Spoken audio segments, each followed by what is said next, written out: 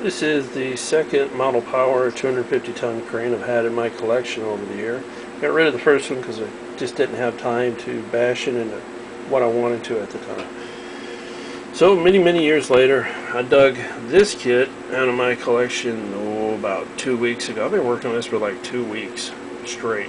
Whenever I can escape to the little workshop. The only thing different about this, this was made by Model Power in Austria, and they did a really good job at making this model. All I did was put up some exhaust stacks, a few ladders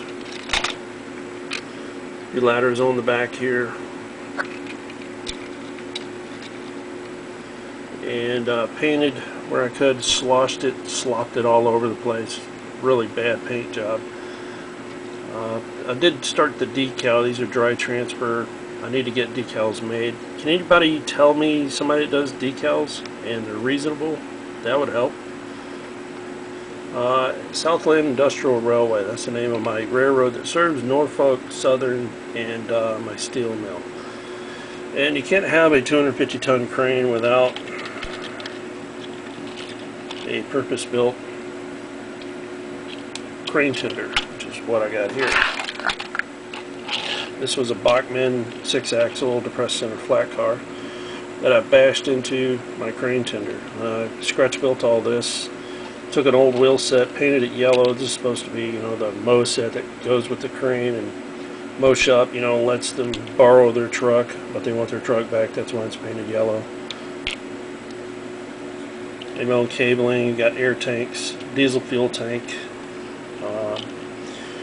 The rack to keep the boom from swinging left and right, the ladders to get up there and grease the fittings and cabling and what have you.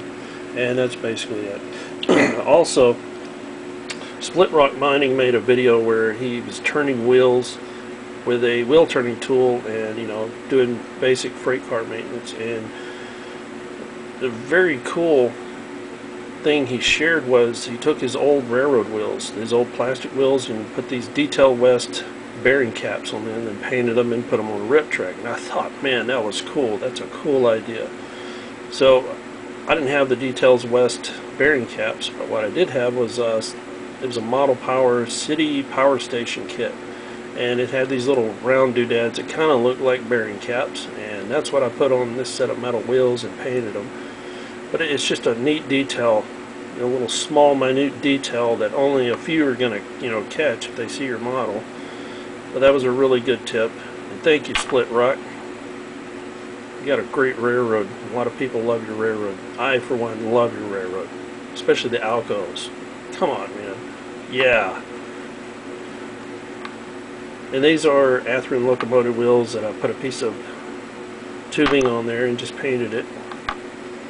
And it's supposed to represent, you know, bearing caps and all that. But I didn't have the fancy stuff. I had to use what I had laying around. Same effect though. I think it looks pretty good. Well, that's it.